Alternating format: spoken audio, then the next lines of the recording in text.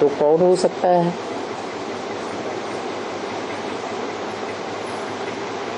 वो चैतन्य आत्मा, वो परम पुरुष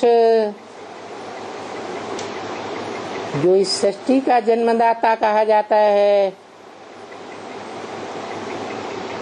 प्रैक्टिकल में जो सारी मनुष्य सृष्टि का एक ही बीज है, माता तो बाद में रची जाती है। वो कौन है?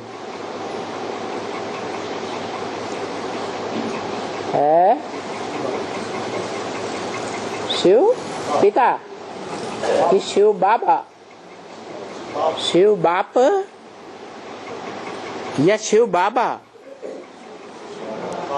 क्योंकि बाबा कि तो अनेक संबंधों में से एक संबंध वो है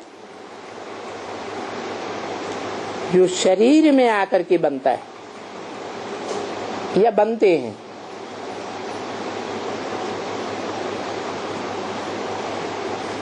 उसे कहा जाता है अनेक संबंधों में से एक संबंध बाबा या ग्रैंडफादर।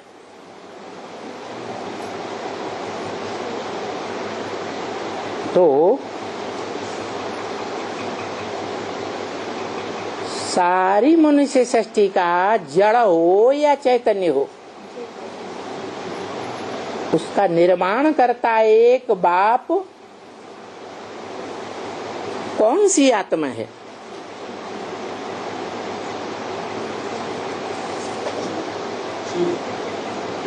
शिव, जिसकी बिंदी का ही नाम शिव है। उसको अपना शरीर होता ही नहीं। वो शिव आत्मा है,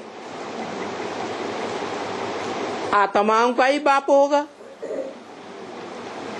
है कि देहधारी मनुष्यों का बाप होगा? आत्माओं का ही बाप है। तो आत्माओं का बाप है, देहधारी मनुष्यों का बाप नहीं है।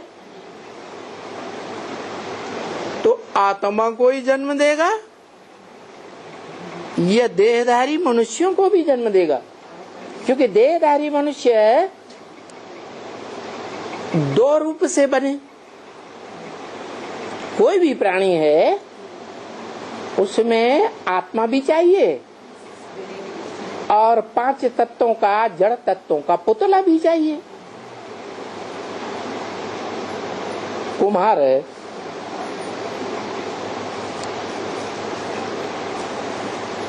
जड़ शरीर भी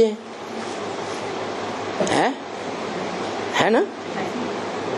जड़ शरीर है, लेकिन उसे आत्मा की स्मृति नहीं है। इसलिए वो जो बनाता है मिट्टी से, रचना करता है बर्तनों की, तो अपन को जड़ शरीर समझता है। तो जड़ बर्तन ये बनाएगा या वो बर्तन चैतन्य बनेंगे?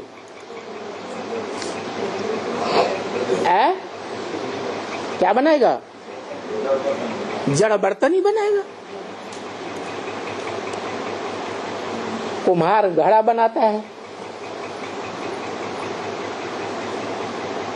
ऐसे ही चैतन्य आत्माओं का बाप, सिर्फ आत्माओं का बाप, वो इस सृष्टि पर आता है। तो जो मनुष्य मात्र अपन को देह समझने बैठे हैं, उन देह समझने वालों में सबसे बड़ा देह अभिमानी सांडा कौन होगा?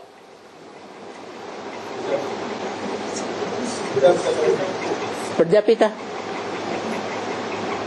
शास्त्रों में बैल भी दिखाते हैं।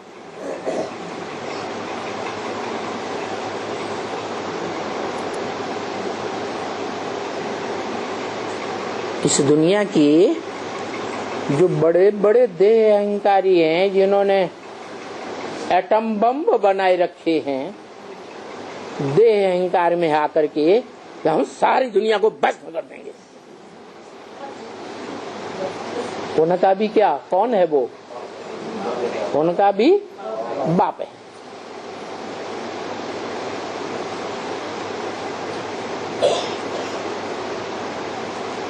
वही बाप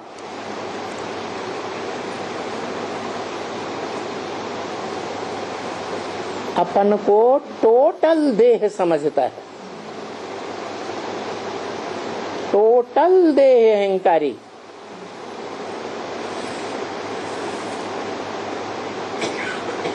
तो सबसे बड़ा देह अहंकारी हुआ ना है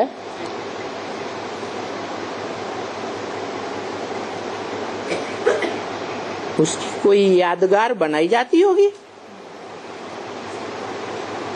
है?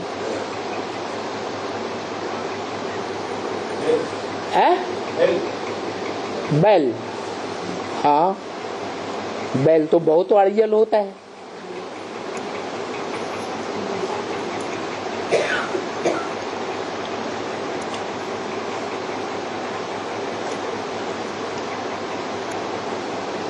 लेकिन अड़ियल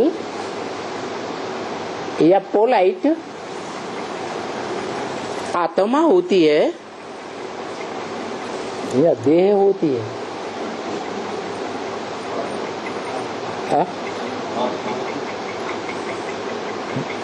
एकदम अड़ियल, कोई कितना भी समझाए मानने वाला नहीं। माना वो आत्मा होगी या देह, जड़? आत्मा ही होगी, लेकिन टोटल 100% जड़त्व में ही आत्मा।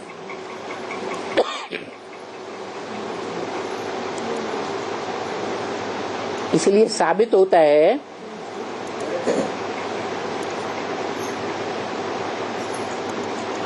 कि वो ऐसी आत्मा होनी चाहिए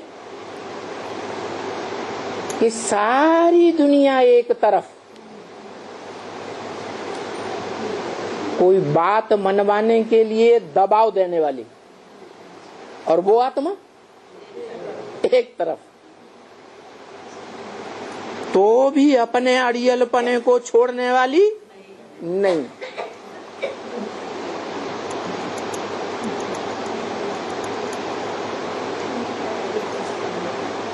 उसका मिसाल बैल से दिया गया। लेकिन बैल में भी तो आत्मा होती है ना, भले जड़ तुम्हें, जड़ बुद्धि वाली नहीं होती है? होती है। तो उस बैल की निशानी कुछ दिखाई जाती होगी। अरे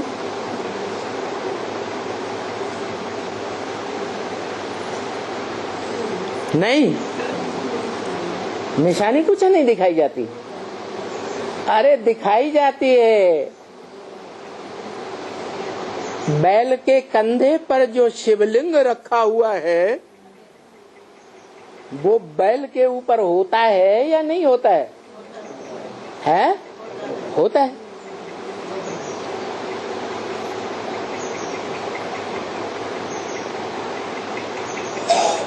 तो शिवलिंग निशानी है, इसका मतलब वो निशानी पांव में, पूंछ में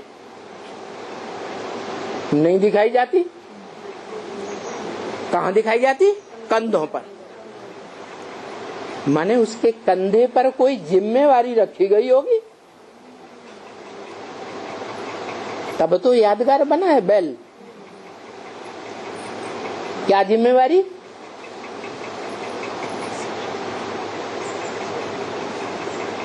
क्योंकि शिव बाप आते हैं इस सृष्टि पर तो विरुद्ध लेकर के आते हैं कि मैं तुम बच्चों को क्या बना कर जाऊंगा?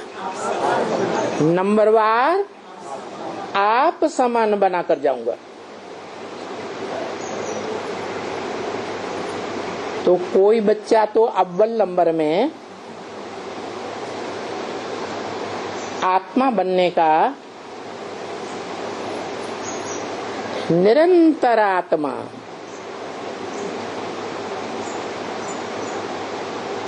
निरंतर अविनाशी आत्मा,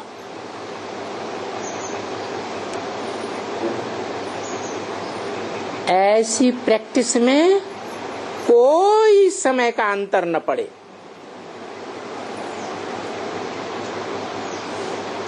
इस मनुष्य सृष्टि में कोई आत्मा ऐसी अव्वल नंबर बनती तो होगी।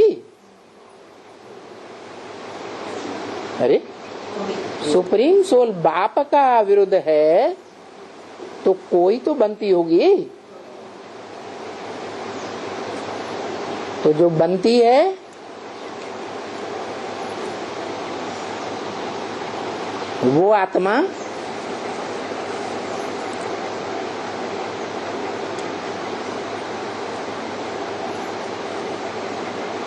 कौन सी हो सकती है?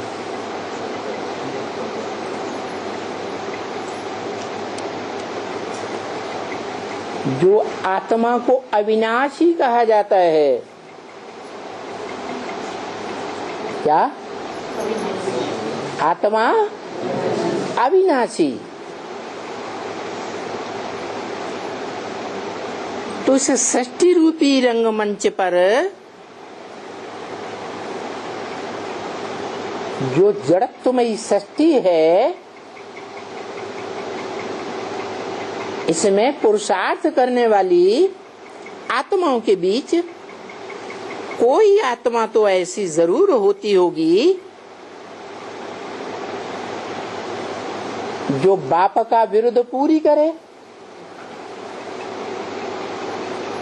आत्मिक स्थिति में रहने का।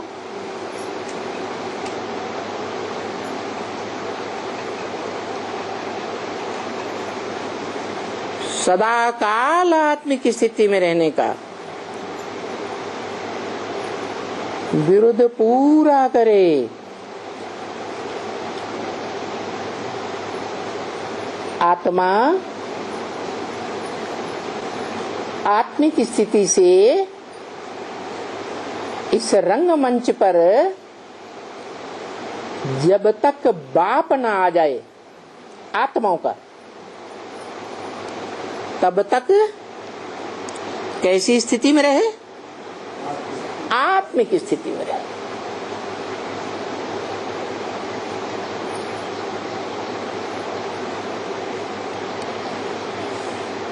उसके बाद फिर कुछ भी हो जाए।